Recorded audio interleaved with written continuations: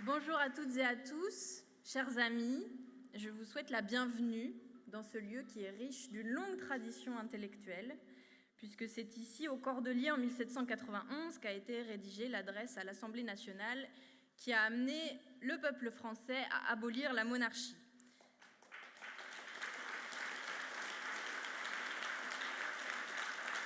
Alors, les siècles précédents, c'était un lieu qui accueillait une immense bibliothèque ici, avec des moines de toute l'Europe qui sont venus y parfaire leur formation, notamment en matière philosophique. Et je dois vous dire ma fierté d'inscrire notre séance inaugurale dans les pas des Cordeliers, des idées nouvelles qui ont émergé et qui ont été débattues ici.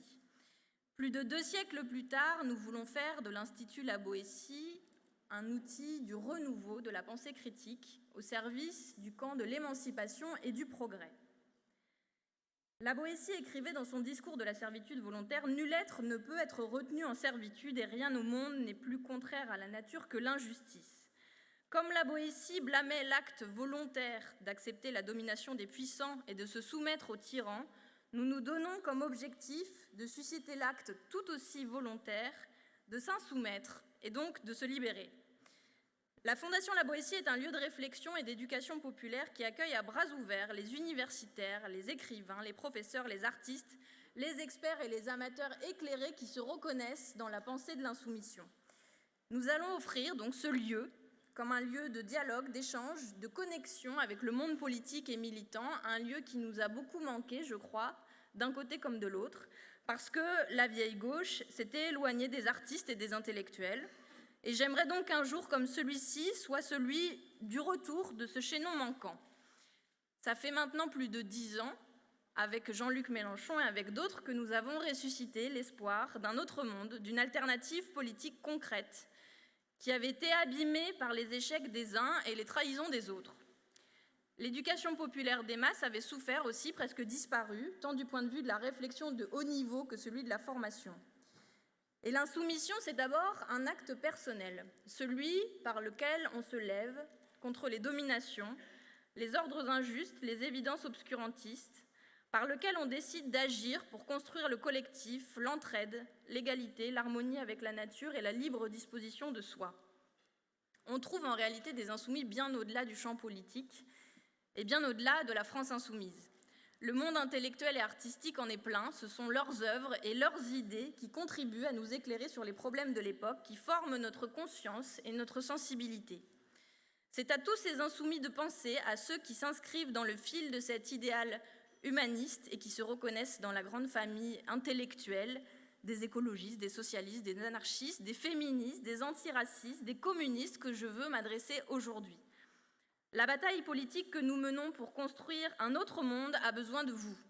Elle a besoin que s'affermissent les liens que nous avons commencé à tisser lors du travail programmatique mené pendant les campagnes précédentes ou dans le Parlement de l'Union populaire. Nous devons construire ensemble des liens ambitieux et respectueux du rôle de chacun. C'est donc aujourd'hui la nouvelle étape d'un long combat pour construire pied à pied une nouvelle hégémonie et enraciner notre vision d'un autre monde possible, mais aussi, évidemment, faire s'épanouir 1000 idées nouvelles. Nous ne nous satisferons jamais des synthèses grammaticales et des accords de coin de table. Nous ferons naître d'un même mouvement une pensée et une pratique nouvelles quand tant d'autres se sont coupés du mouvement réel du monde. Avec l'Institut La Boétie, ses départements, son école de formation et notamment son cursus renforcé, nous voulons renouer avec une longue tradition qui a fait la fierté de la classe ouvrière et des mondes populaires. Alors c'est un projet qui ne date pas d'aujourd'hui, ce n'est pas une lubie du moment, ça fait maintenant quelques années que nous y travaillons avec Jean-Luc Mélenchon, avec Bernard Pignerol et avec d'autres militantes et militants de l'ombre qui se reconnaîtront et que j'aimerais que vous applaudissiez parce que nous leur devons beaucoup.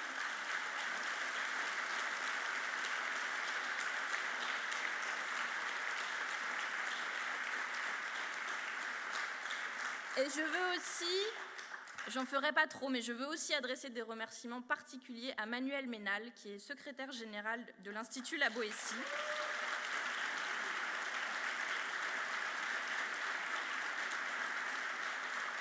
Et qui a accompli pour préparer cette journée et pour le reste un immense travail. Donc merci à lui. C'est une journée importante pour nous qui prend place dans un moment particulier de l'histoire du peuple français puisque mardi, nous étions plus de 3 millions à marcher dans les rues pour une immense démonstration de force populaire, la plus grande depuis 1995, avec des femmes, des hommes, des retraités, des chômeurs, des travailleurs, des étudiants qui, pour beaucoup, ont marché pour la première fois. Parce que ce n'est pas que de retraite qu'il s'agit. Il y a aussi une forte détermination féministe qui a poussé dans les défilés celles qui ont compris quelles seraient les grandes perdantes. Il y a aussi la conscience écologiste qui est au cœur des mobilisations de la jeunesse pour une vie plus juste, plus digne, sur une planète vivable. Mais encore, tout ensemble en ce moment, les fins de mois impossibles, les prix qui explosent, les riches qui se gavent, la démocratie piétinée. Nous sommes en réalité des millions à vouloir tourner la page de Macron et son monde. C'est ainsi que les Gilets jaunes ont nommé l'adversaire, non à Macron et son monde. Et l'Institut La Boétie s'inscrit dans cette actualité immédiate, être dans le mouvement populaire, forger des armes pour qu'il atteigne ses objectifs immédiats, mais aussi élargir ses perspectives, éclairer les chemins vers d'autres mondes possibles. Nous avons donc organisé 2 premiers événements sur ces sujets, les retraites et l'inflation, publié des premières notes, mis à disposition du plus grand nombre des argumentaires, permis la tenue des cafés populaires pour le mouvement insoumis, qui fait œuvre d'éducation populaire partout dans le pays. Notre fondation, ça c'était pour l'actualité immédiate, mais notre fondation est aussi au service de la construction intellectuelle du monde d'après. Le monde d'après, on avait beaucoup entendu cette expression pendant la crise sanitaire comme un espoir, que quelque chose tout d'un coup allait surgir, tout d'un coup quelque chose de nouveau. Mais nous croyons au contraire que le monde d'après se construit pas à pas, qu'il ne viendra que de notre travail patient et déterminé dans tous les secteurs de l'action politique, d'un lent processus par lequel on convainc d'abord d'une idée, puis de devenir soi-même un acteur du combat pour cette idée. Construire le monde d'après, c'est s'atteler à rapprocher celles et ceux qu'Alexandra Kollontai appelait la grande famille universelle ouvrière.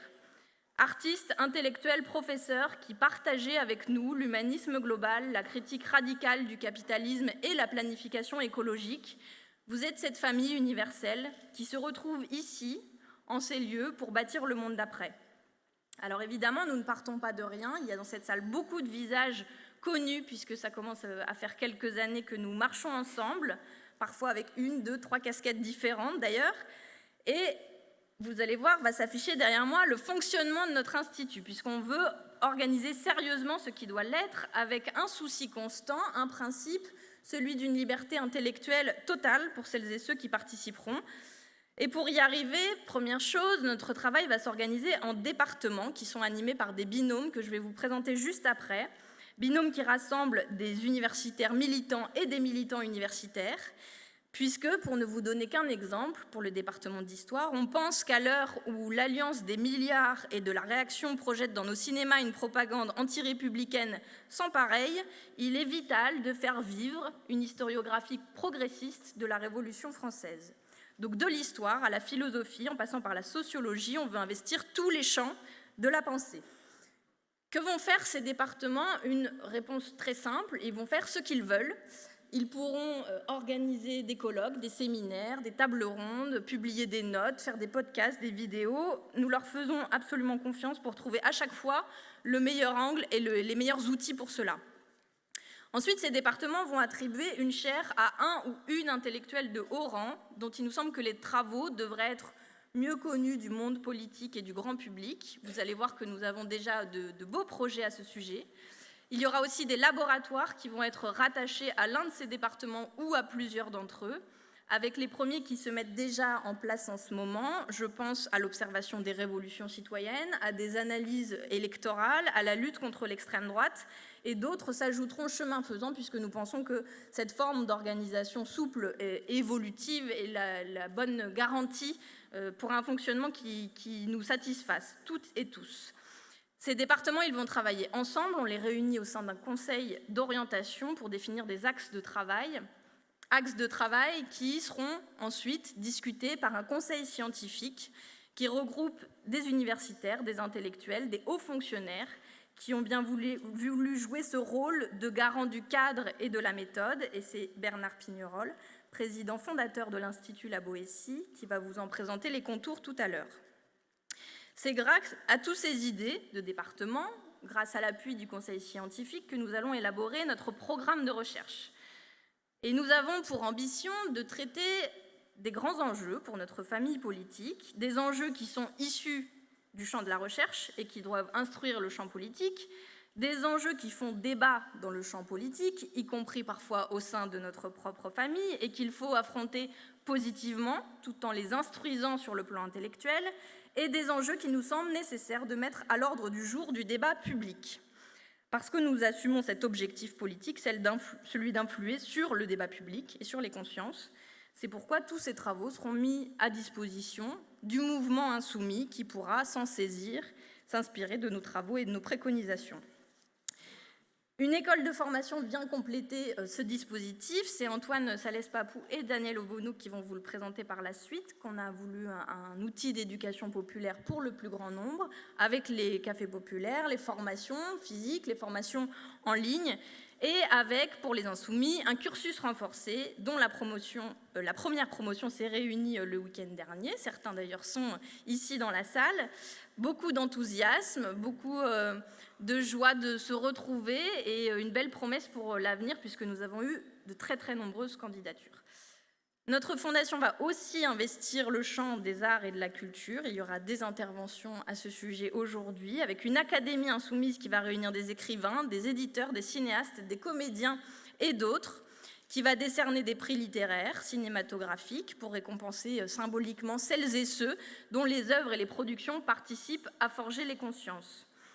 L'Académie aura aussi la tâche d'ouvrir et d'entretenir un dictionnaire insoumis, qui va recenser nos mots et les définitions utiles à notre compréhension du monde, tout comme à notre volonté de le transformer.